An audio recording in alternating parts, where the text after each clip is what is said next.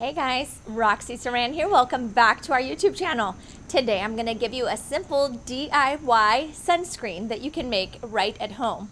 So many times sunscreen is an absolute must if you want to protect your skin from the harmful UVA and UVB rays. Well, unfortunately, it's difficult to find a sunscreen that is effective but also won't leave you dry or cause blemishes or oily skin or leave you itchy and oily.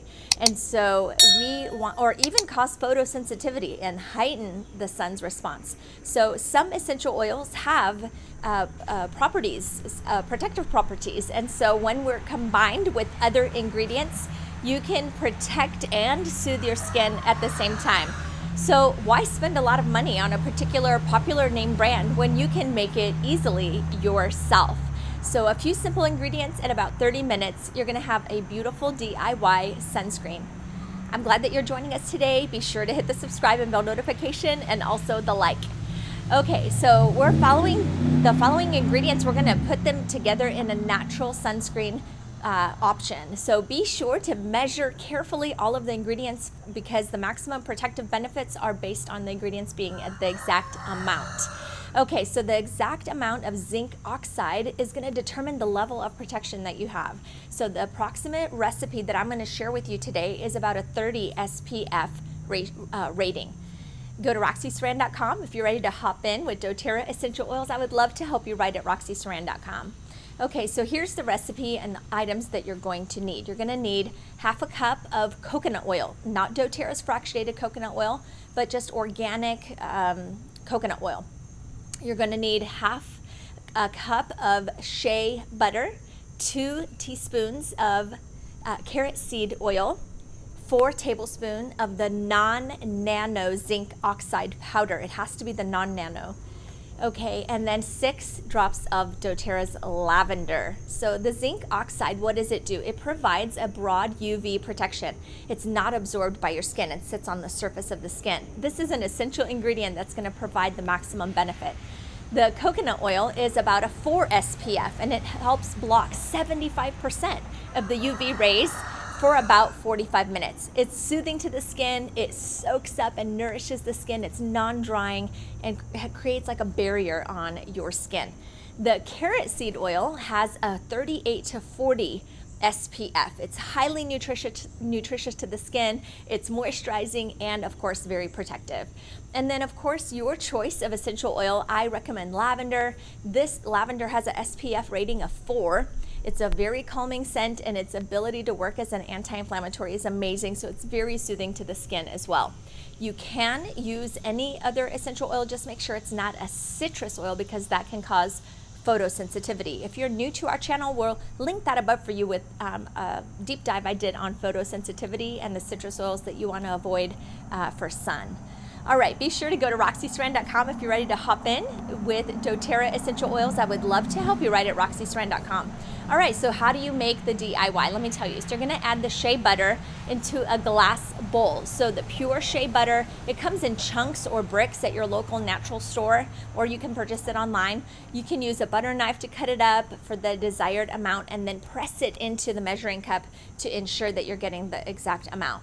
Next, you're gonna measure your coconut oil, not fractionated coconut oil, because coconut oil, it has a low melting point, and so it probably is hard when it is below 78 degrees, but it is an excellent preservative and an extra long shelf life. So you'll scoop the desired amount and press that into the measuring cup.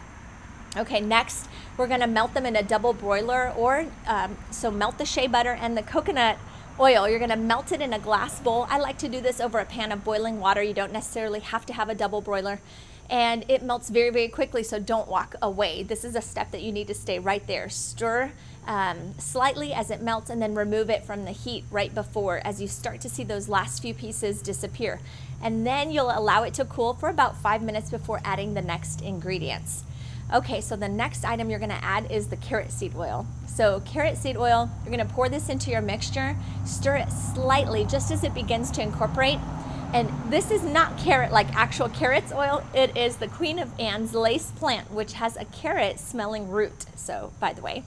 So this is awesome. It has some amazing benefits that are antibacterial, antifungal, anti-inflammatory, and antioxidant as well. So wonderful for your skin. Okay, next we're gonna add the zinc oxide and stir. So again, we wanna make sure that it's the non-nano zinc oxide powder that's very fine. You'll incorporate this very well as you can into your lotion as it cools. So this allows you to determine how protective that your end result will be. So your measurements, again, want to provide a 30 SPF according to this recipe. Okay, so adding less, if you're gonna add less zinc oxide, you're gonna have less protection, and that means that you might start burning in less amount of time so you can reapply more often. So just be careful that you are using the right ingredients. Okay, next you're gonna stir in your essential oil mixed into the zinc oxide really well. So go ahead and add in, I like lavender, but you can always do your homework in advance. Citrus oils, for example, should never be used in any type of sun situation because it heightens the sun and we don't want you to burn. And so lavender is a very safe option and amazing for after sun care as well. Helichrysum is another good one if you want to do that, sandalwood, but lavender is always a great choice. Okay, next you're gonna pour it into a glass jar and cool it. You'll make sure that all the ingredients have been incorporated very well. You'll pour it into a glass jar for storage. You can put it in the refrigerator. This will help cool it really quickly if you need to use it quicker. Or you can, it'll save up to 6 months. So I love that, that's a great option. Before pouring out, make sure you give it a good mix before you use it, and so that is going to work really well for you. So just simply scoop the amount that you need, shake it up, make sure that it didn't settle at the bottom, and there you go, you're ready to go. You can store it up to 6 months or even longer than 6 months if it is in the refrigerator, but since it only makes a little bit over 8 ounces, you're probably not going to last for 6 months. Definitely doesn't last for 6 months at our house. Okay, so you're going to probably use it up pretty quickly. So let's wrap it up here. How do you use it? Well, you scoop it on and rub it on very well into your skin. It's going to help, it's going to soften on your skin, get absorbed really quickly, and as it heats up to your skin. So you can pack this with you in your cooler as you travel to go to the beach or to the lake. You're going to love this, and it's wonderful. Every 2 hours you're going to want to reapply, make sure your skin is protected. It's going to be awesome without any greasy feeling or white residue, and of course it smells amazing. Thank you so much for being here today. Be sure to hit the subscribe and bell notification and also the like. I hope to see you in our next video. We'll be talking about after sun care. Have a great day.